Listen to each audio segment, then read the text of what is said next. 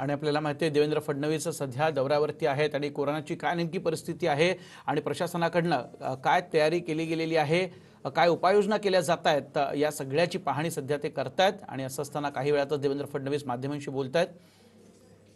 विरोधी पक्षनेते देवेंद्र फडणवीस यांची पत्रकार परिषद आपण बघणार आहोत।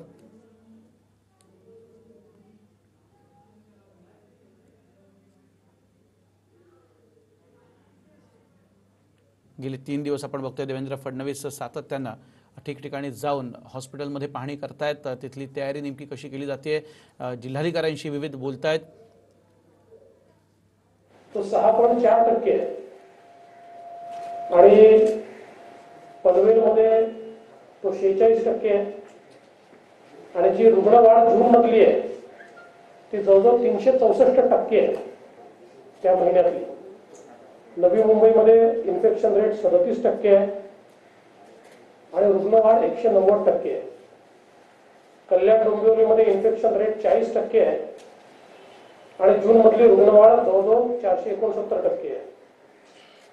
उल्हासनगरमध्ये देखील जवळजवळ 38% रेट ऑफ इन्फेक्शन आहे आणि प्रचंड मोठी रुग्णवाढ देखील आहे।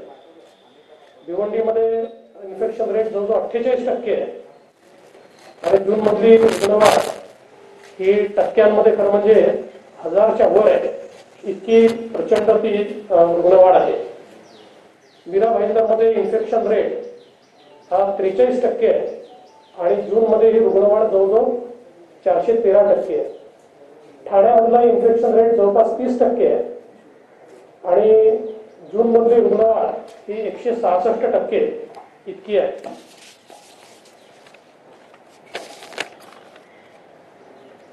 यासोबत एकूणच आपण जर बघितलं तर चाचण्यांची जी संख्या आहे ही खूप कमी चाचण्यांची संख्या या ठिकाणी आपल्याला पाहायला मिळते। म्हणजे अगदी आपण मुंबईचा जर विचार केला तर मुंबईमध्ये रोज केवळ 4500 चाचण्या केल्या जात आहेत आणि त्या 4500 मध्ये देखील इन्फेक्टेड लोक 1200 ते 1400 निघत आहेत। त्याचवेळी MMR मध्ये आता साधारणपणे जवळपास 2800 प्रकरणं ही रोज निघून राहिलेली आहेत आणि एकूण आपण बघितलं तर आता मुंबई आणि MMR रिजन मिळून राज्याचे 60% पेशंट जे आहेत हे या क्षेत्रामध्ये या ठिकाणी आपल्याला पाहायला मिळत आहे। मृत्यू संख्येचा जर विचार केला आपण तर राज्यामध्ये एकूण मृत्यू जे आहेत ते 8671 आहेत। यातले एकट्या मुंबईमध्ये 4830 आहेत आणि MMR रिजन मध्ये 1482 मृत्यू झाले आहेत।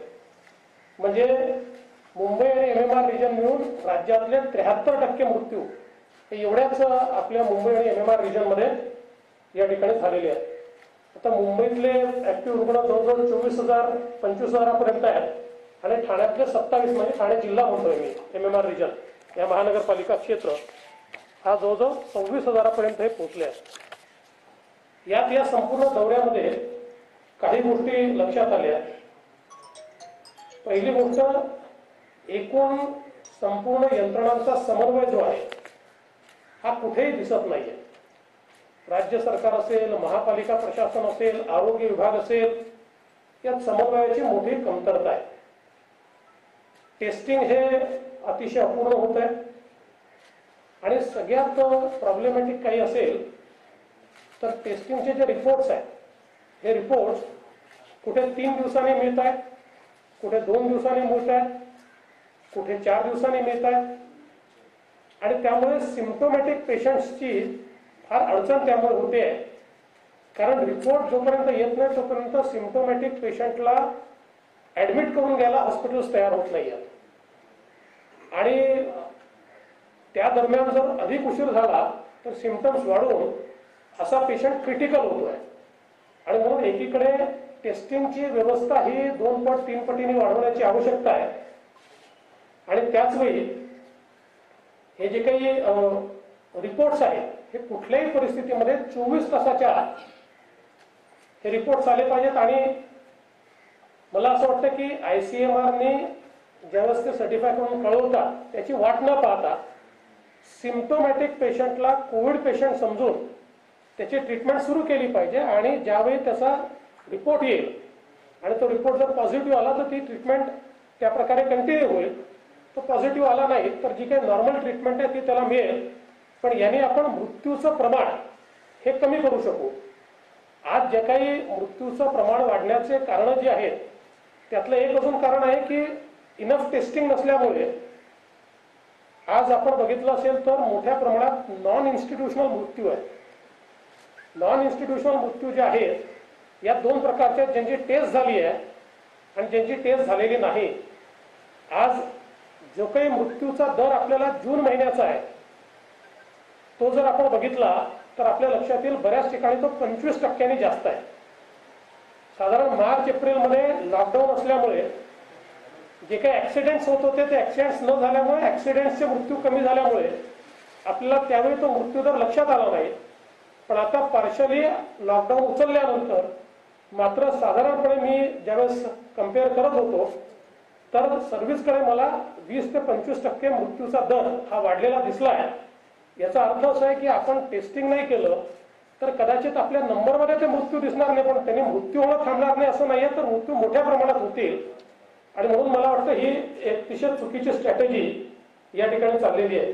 यासोबत अजून काही गोष्टी लक्षात आल्या. खरं म्हणजे चष्मा लागला की चष्मा न लावता वाचल्यामुळे प्रॉब्लेम होतोय.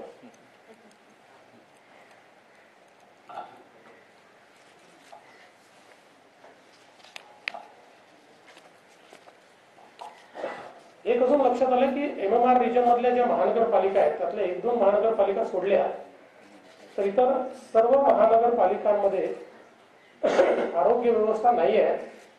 राज्य सरकारच्या आरोग्य व्यवस्थेवर ते अवलंबून आहेत आणि त्यातला समन्वय तर नाहीच आहे. पण दुसरीकडे त्या महानगरपालिकांना जी आर्थिक मदत केली पाहिजे. आज कोणाला 6 कोटी दिले आहेत, कोणाला 7 कोटी दिले आहेत. आता एवढ्या मोठ्या पॅन्डेमिकचा मुकाबला करताना 6-7 कोटी रुपये जर महानगरपालिकांना दिले तर महानगरपालिकांची परिस्थिती अशी नाही आहे. आज लोकांची अपेक्षा आहे की सगळ्या व्यवस्था महानगरपालिकांनी केल्या पाहिजेत. लोकांची अपेक्षा आहे की इंजेक्शन्स महानगरपालिकेने मोफत दिले पाहिजेत. पण या सगळ्या गोष्टींच्या खरेदी करता महानगरपालिकांकडे कुठेही पैसा या ठिकाणी आपल्याला दिसत नाही. खासगी रुग्णालयांची जी काही लूट आहे ती देखील थांबवण्याची आवश्यकता आहे आणि त्या संदर्भात राज्य सरकारने केवळ GR काढलाय पण कुठेतरी त्याचं कॉन्क्रीट ऑडिट होणं हे अत्यंत महत्वाचं आहे. मी मीरा भाईंदरला गेलो होतो आता. तिथल्या आयुक्तांनी सांगितलं की त्यांनी काही टीम सेटअप केली आहे आणि त्या रोज कॉन्क्रीट ऑडिट करणार आहेत. आता ते झालं तर फारच चांगलं आहे आणि ती सिस्टीम बरोबर आहे कारण त्याशिवाय आता सरकारी हॉस्पिटल्समध्ये कुठेही जागा नाही आणि खासगी हॉस्पिटलमध्ये जर इतका अव्वासाचा सव्वा बिल येत असेल तर खूप मोठा प्रॉब्लेम त्यातला होणार आहे. ICU बेड आणि व्हेंटिलेटरचा एक मोठा प्रश्न या ठिकाणी तयार झाला आहे. काही अनुभव आमच्या लक्षात आले. उदाहरणादाखल शास्त्रीनगर आहे कल्याण डोंबिवलीमध्ये. शास्त्रीनगर हॉस्पिटलमध्ये केवळ 2 व्हेंटिलेटर त्या ठिकाणी आहेत. त्यातलं एक व्हेंटिलेटर बंद आहे. आता काल आयुक्तांनी सांगितलं की फोर्टिसच्या माध्यमातून आम्ही काही अजून तिथे व्यवस्था उभ्या करतो आणि तिथलं एक चित्र अतिशय विदारक हे आपले विरोधी पक्ष नेत्यांनी त्या ठिकाणी आणलेलं आहे की कशा प्रकारे वरांड्यामध्ये पेशंट्सला ठेवलं जात आहे आणि त्यांची अवस्था ही अतिशय वाईट हे आपल्याला त्या ठिकाणी पाहायला मिळते. आता इथे ठाण्यामध्ये देखील आम्ही आल्यानंतर इथे जी काही ग्लोबल नावाची जी काही व्यवस्था उभी केली आहे त्या व्यवस्थेला आम्ही भेट दिली. अतिशय सुंदर व्यवस्था आहे. इन्फ्रास्ट्रक्चर खूप सुंदर आहे परंतु त्या ठिकाणी डॉक्टर्स नाही आहेत, इंटेन्सिव्हिस्ट नाही आहेत आणि आता जी काही रुग्णसंख्या वाढते आहे त्याचं मॅनेजमेंट होत नाही. 2 पेशंटचे नातेवाईक आम्हाला मिळाले. एक गायकवाड नावाचे पेशंट आहे. 29 तारखेपासून त्यांचा पत्ता नाहीये. ते कुठे आहेत माहिती नाहीये. नातेवाईक फिरतायत त्यांना तिथे सांगणारं कोणी नाहीये. आणि हे जे गायकवाड नावाचे पेशंट आहेत त्यांच्या नातवाने असं सांगितलं की हे थोडे पॅरालिटिक असल्यामुळे स्वतःहून चालून बाहेर जाऊ शकत नाही. त्यामुळे आता ते ऍडमिट झाल्यानंतर नेमके गेले कुठे हा एक मोठा प्रश्न आहे. एक खान नावाचे देखील पेशंट आम्हाला म्हणजे त्यांचे नातेवाईक भेटले. त्यांनी सांगितलं की सुमेरा खान किंवा काहीतरी नाव त्यांचं आहे, यास्मीन खान.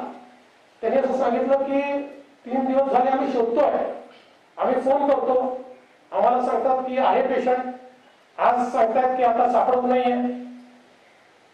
अजून 2 आम्हाला असे नातेवाईक त्या ठिकाणी भेटले की ज्यांनी सांगितलं की आमच्या पेशंटचं नेमकं काय होत आहे हे आम्हाला माहिती नाही. संदेश असे मिळत आहेत की त्यांच्यावर योग्य ट्रीटमेंट होत नाहीये. तर मला असं वाटतं की आपण किती सुंदर फॅसिलिटी तयार करतो यापेक्षा त्या ठिकाणी व्यवस्था काय करतो हे अत्यंत महत्वाचं आहे. मला असं वाटतं की पेशंटचं जिओ टॅगिंग करणं शक्य आहे, त्याचं कम्प्लीट डेटाबेस हा मॅनेज करणं शक्य आहे. थोड्या जर डिजिटल सिस्टीम्स वापरल्या तर नीट ट्रॅकिंग केलं जाऊ शकतं. त्या ठिकाणी समजा सीसीटीव्ही कॅमेरे लावून नातेवाईकांना पेशंट्स त्या ठिकाणी येऊनही खालून पाहता येतील किंवा अगदी ऍक्सेस आपल्याला घरून देखील त्यांना देता येईल. इथपर्यंत सगळ्या व्यवस्था आता टेक्नॉलॉजी आणि अगदी सोपी टेक्नॉलॉजी आहे की ज्याचा अवलंब करून हे केलं जाऊ शकतं. पण नातेवाईकांना ही धक्कादायक गोष्ट कळणं की आपण ज्यांना ऍडमिट केलं आहे ते 3-4 दिवसापासून कुठे आहे माहितीच नाही. तर मला वाटतं की ही अत्यंत अडचणीची अशा प्रकारची अवस्था ही या ठिकाणी पाहायला मिळते. खरं म्हणजे वेगवेगळ्या महानगरपालिकांमध्ये जे आढळलं, पनवेलमध्ये व्हेंटिलेटरची फार कमतरता त्या ठिकाणी आहे आणि पनवेलमध्ये बाहेरून लोक खूप मोठ्या प्रमाणात येतात आणि त्या करता कुठलीही व्यवस्था त्या ठिकाणी नाही आहे. त्यामुळे तिथे देखील लक्ष देण्याची आवश्यकता आहे, मास टेस्टिंगची तिथे आवश्यकता आहे. नवी मुंबईमध्ये नॉन कोविड पेशंटची व्यवस्था नाही आहे. जे काही सरकारी हॉस्पिटल आहे ते कोविड केलेलं आहे, त्यामुळे नॉन कोविड पेशंट्सला फार त्रास त्या ठिकाणी सहन करावा लागतोय आणि तिथे व्हेंटिलेटरचा मोठा प्रॉब्लेम आपल्याला दिसतोय. कल्याण डोंबिवलीच्या संदर्भात मी ऑलरेडी सांगितलं आहे, शास्त्रीनगरचा आणि बाकी वाढीव बेडच्या संदर्भात घोषणा झाली पण तिथे अंमलबजावणी काही झाली नाहीये. उल्हासनगरमध्ये ICU बेड्सच नाही आहेत, अतिशय कमी आहे आणि तिथली घनता जास्त आहे, पेशंट्स वाढून राहिले आहेत आणि अतिशय कमी व्यवस्था त्या ठिकाणी असल्यामुळे एक मोठा प्रॉब्लेम त्या ठिकाणी तयार होणार आहे. भिवंडीमध्ये तिथे जे IGM हॉस्पिटल आहे त्याच्याबद्दल फार तक्रारी सगळ्या लोकांनी त्या ठिकाणी केल्या आणि त्याच्यात देखील सुधारणा करण्याची आवश्यकता आहे. ते स्वॅब सेंटर नाही आहे, त्याची देखील व्यवस्था करण्याची आवश्यकता आहे.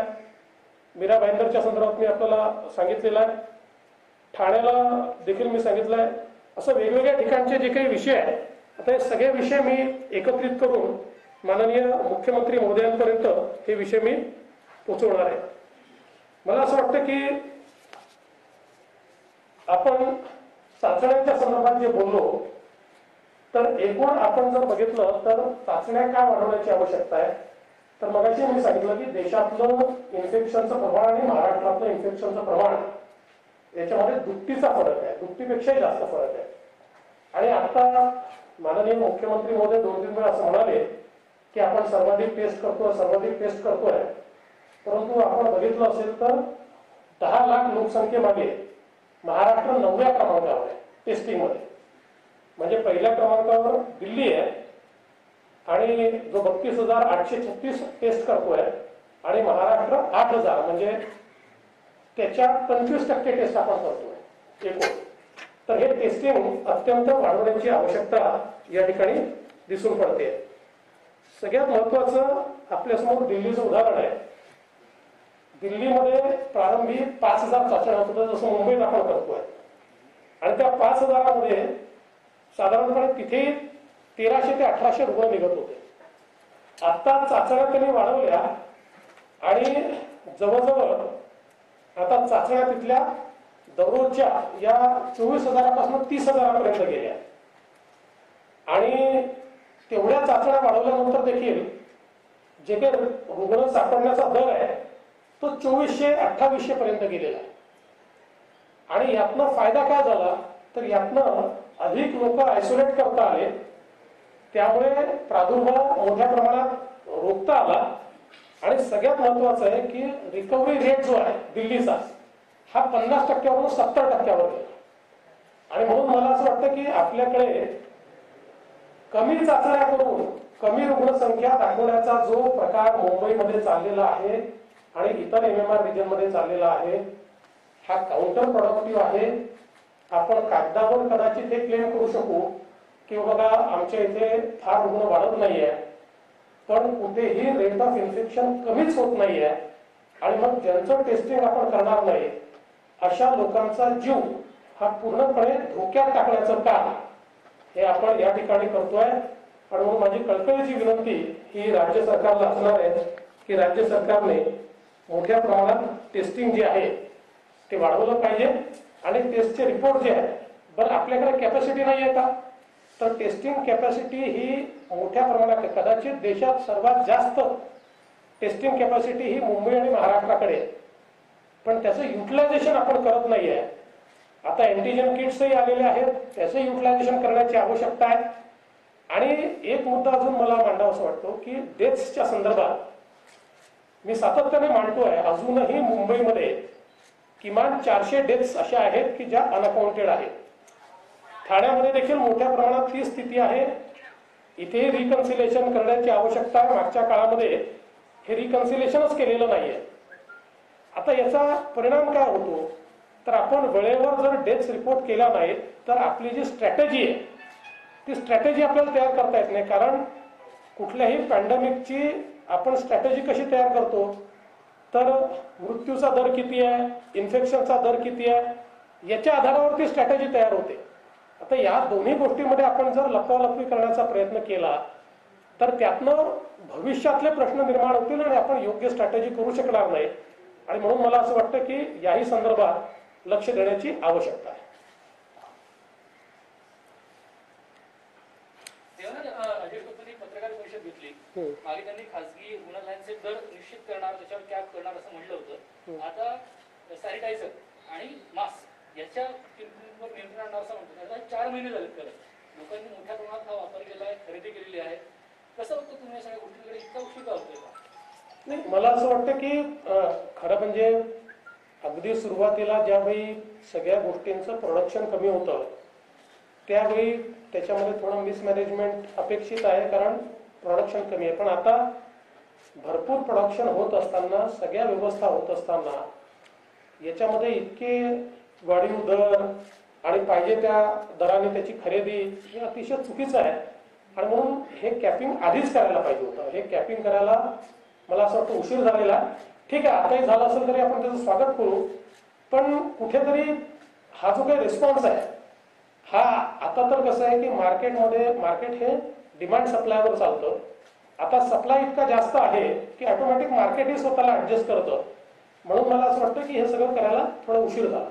सुरुवातीला स्वतः आरोग्यमंत्री म्हणत होते की काही ठिकाणी आम्ही छापे मारले किंवा कारवाई करण्यात आला, मग नंतरच्या कालांतराने शिथिल झालं का? त्यामुळे पुन्हा आपल्याला दर वाढताना दिसत आहेत मास्क असतील. नाही, खरं असं आहे की याच्यामध्ये जेव्हा अनियंत्रित अशा प्रकारचा कारभार चालतो त्यावेळी काही लोक प्रॉफिटिअरिंग करतात. आणि पॅन्डेमिक ऍक्टच याकरता तयार केलेला आहे की पॅन्डेमिकच्या काळामध्ये कोणाला प्रॉफिटिअरिंग करता येऊ नये याकरता पॅन्डेमिक ऍक्ट आहे, तो लागू आहे. तो लागू असताना त्याच्या संदर्भातले जे काही नोटिफिकेशन्स आहेत हे सरकारने वेळेत काढणं आवश्यक आहे, पण ते काढलेले दिसत नाही. राजकीय गोंधळ दिसतो आहे प्रशासनाच्या पातळीवर सुद्धा. कारण आपण बघितलं डीसीपीच्या बदल्या झाल्या, पहिले बदल्या करण्यात आल्या, 3 दिवसानंतर मुख्यमंत्री ते काढल्या, पुन्हा सीपी मुख्यमंत्र्यांना जाऊन भेटतात आणि पुन्हा सांगण्यात येतं की आमच्यात कुठलाही वाद नाहीये. कसं बघतो तुम्ही असं? बघा, साधारणपणे माझा जो अनुभव आहे, प्रत्येक सीपीकडे एक एस्टॅब्लिशमेंट बोर्ड असतं. इंटरनल बदल्या करण्याचे अधिकार त्या एस्टॅब्लिशमेंट बोर्डाला असतात, सीपी त्याचे प्रमुख असतात. आणि अशा अंतर्गत बदल्या करत असताना एक अलिखित नियम आहे की या संदर्भात सीपी जे असतात ते होम मिनिस्टरशी चर्चा करतात आणि त्या चर्चेनंतर अशा प्रकारच्या बदल्या होत असतात. आणि जेव्हा होम मिनिस्टर आणि सीएम वेगळे असतात त्यावेळी होम मिनिस्टरनी हे सीएमला ब्रीफ करायचं असतं आणि मग त्या बदल्या होत असतात.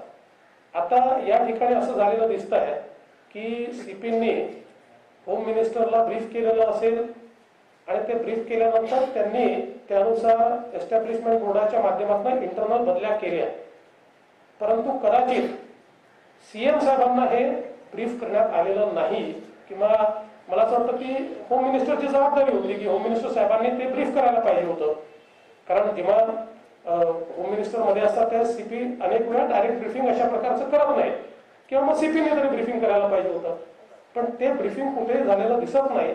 आणि त्यातनं या बदल्या झाल्यावर सीएम साहेबांच्या लक्षात कोणीतरी आणून दिलेलं असावं की अशा बदल्या झाल्या आणि सीएम ऑफिसला माहितीच नाही आहे, तर त्यामुळे सीएम साहेबांनी कुठेतरी त्याच्यावर स्थगिती दिलेली दिसते आहे. मला असं वाटतं की समन्वयाचा तर अभाव आहेच, पण एक प्रकारचा अविश्वास देखील आहे.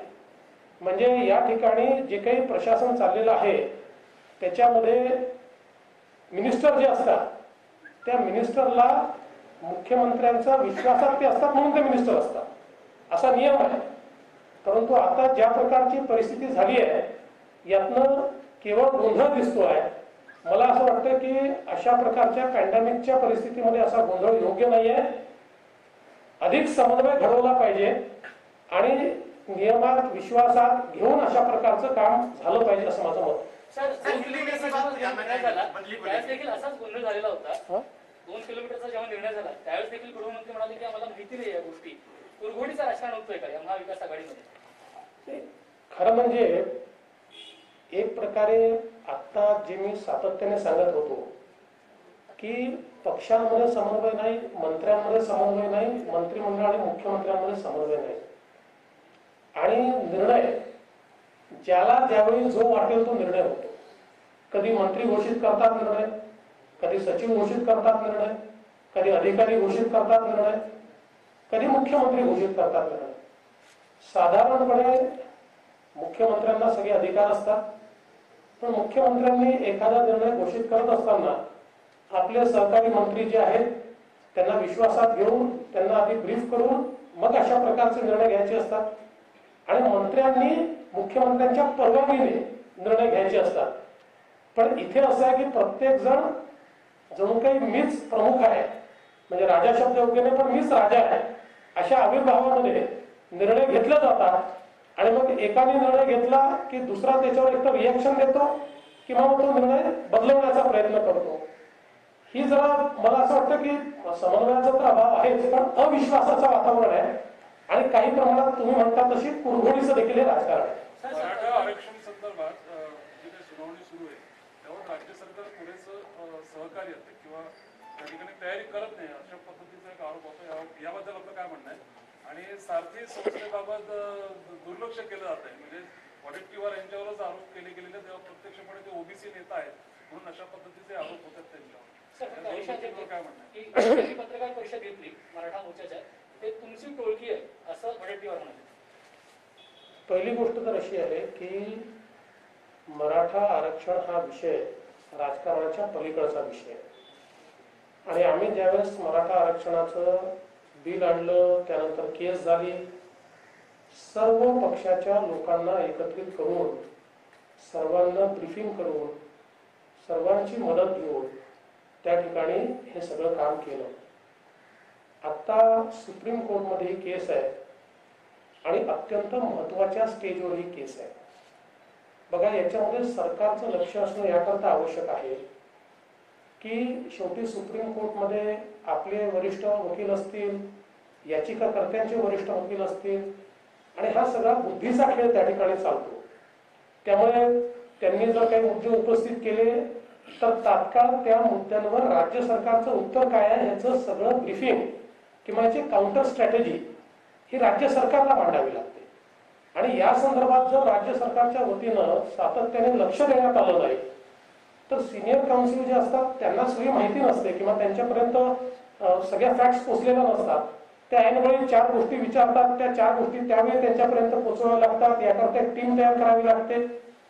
माननीय उच्च न्यायालयामध्ये ज्यावेळेस हा खटला चालला होता त्यावेळी मी स्वतः चंद्रकांत दादा एक मोठी टीम आम्ही तयार केली होती.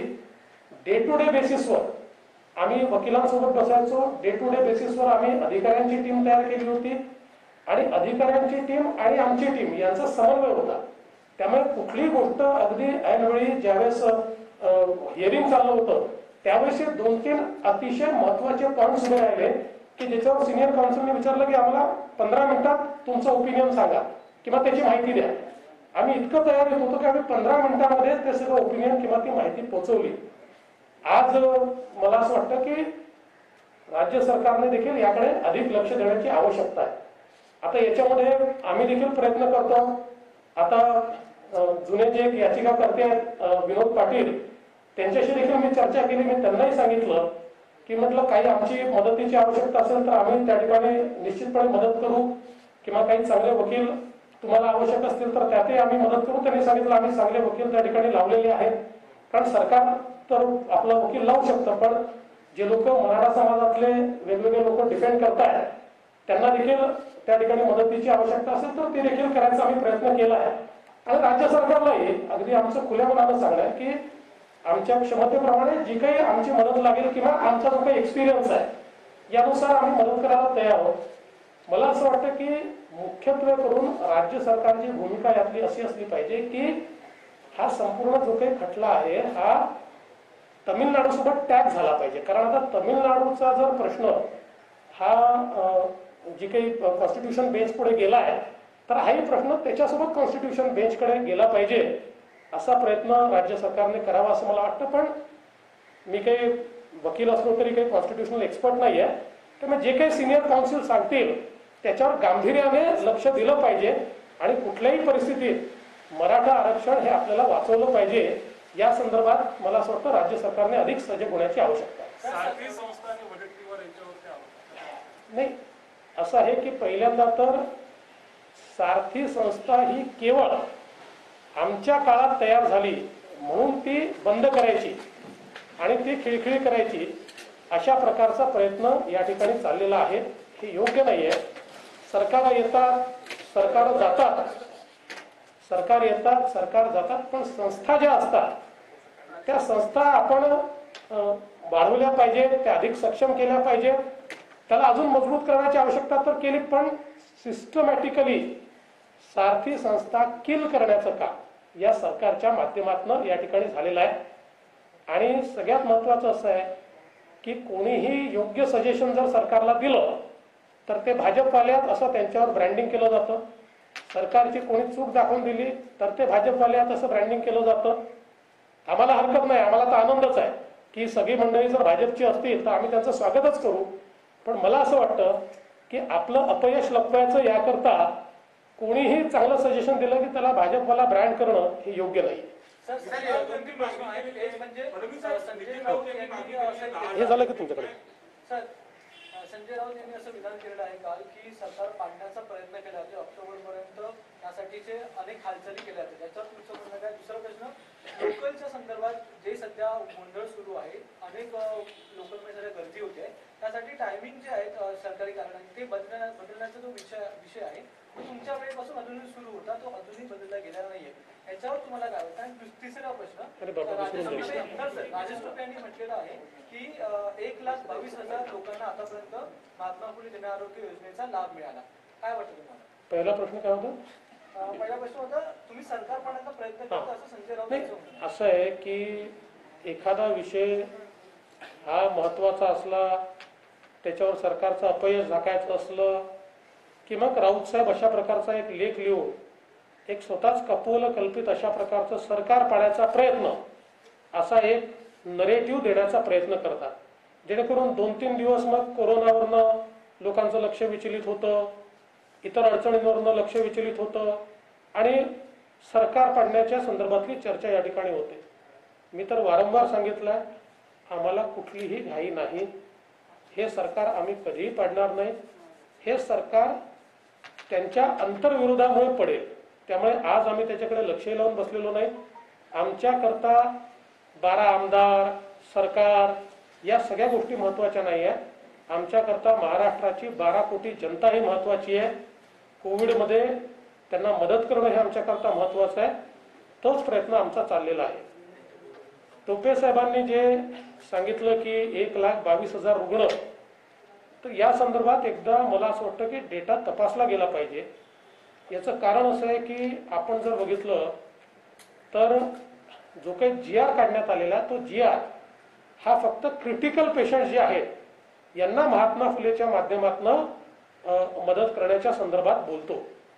आणि आपण एकूण जर बघितले तर ऍक्टिव्ह पेशंटची संख्या ही आपल्याला तेवढी दिसत नाही आणि क्रिटिकल पेशंटची संख्या तर 1,22,000 ही काही आतापर्यंत झाली आहे असं मला वाटत नाही. आणि म्हणून यामध्ये एकतर माहिती पुन्हा तपासली पाहिजे किंवा कदाचित काही हॉस्पिटल्सने रॅकेट तर तयार केलं नाही ना, म्हणजे करतील असं मला वाटत नाही, पण तरी देखील याची देखील तपासणी केली पाहिजे. आत्ता तरी हा जो काही दावा टोपे साहेब करतायत हा योग्य असं मला वाटत नाही. तथापि तो जर योग्य असला तर मी त्यांचं स्वागतच करेन.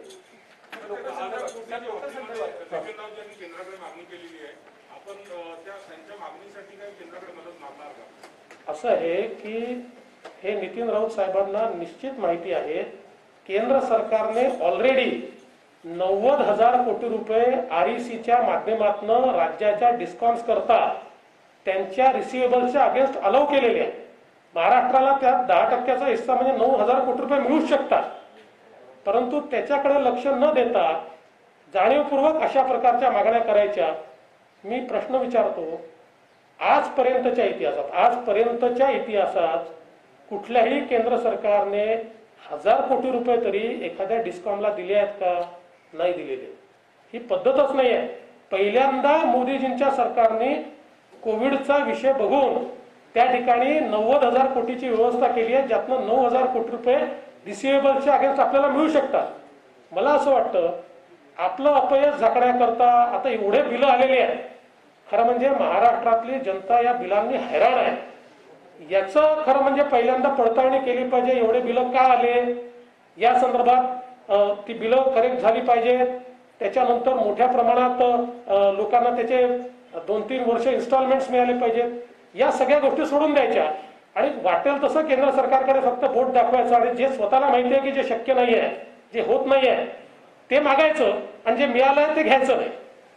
लोकल संदर्भात प्रश्न होता. लोकल सुरू केल्यापासून रुग्णसंख्या वाढली MMR रिजन मध्ये असं म्हटलं तर कार्यालयांच्या वेळा बदलणं गरजेचं आहे का? लोकल मध्ये जी सध्या गर्दी होते ती कमी करण्यासाठी काय वाटतं? आता मला असं वाटतं की फ्लेक्झिबल टायमिंग्स हे महत्वाचे आहेत. रेल्वे प्रवासी संघ आपल्याकडे लोकलचे आहेत, त्यांच्यासोबत चर्चा करून आणि ऑफिसेसचा विचार करून ऑफिसेसचा टायमिंग आणि रेल्वेचा टायमिंग याच्यामधली फ्लेक्झिबिलिटी ही निश्चितपणे आपण केली पाहिजे. सर हिंदी में जाना चाहेंगे डीसी को बदली को लेकर? देखिए ये एक बड़ी ही विचित्र परिस्थिति है क्योंकि जो पुलिस कमिश्नर होता है उसको कानून के तहत उनके कमिश्नरेट में जो ट्रांसफर्स है वो करने का अधिकार होता है. उसके लिए एक बोर्ड होता है एस्टेब्लिशमेंट बोर्ड, उसकी मान्यता उनको लेनी पड़ती है. नॉर्मली ऐसे जब वो ट्रांसफर करते हैं तो होम मिनिस्टर को वो विश्वास में लेते हैं और होम मिनिस्टर उसका ब्रीफिंग चीफ मिनिस्टर को करते हैं. अभी इस केस में ऐसा लगता है कि होम मिनिस्टर साहब ने शायद चीफ मिनिस्टर साहब को ब्रीफिंग किया नहीं और ये सारे ट्रांसफर्स हो गए और बाद में चीफ मिनिस्टर साहब के ध्यान में आया और चीफ मिनिस्टर साहब ने उसको रोक दिया.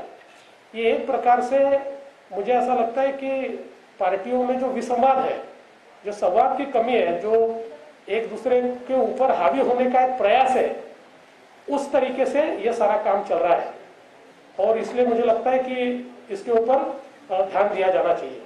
जरा लक्ष द्या त्यांच्याकडे. पाणी द्या. सर कोविड को लेकर दिल्ली ठीक आहे, आपण संपू त्यांना. लॉकडाउन हा पर्याय का त्याच्यावर मी कालच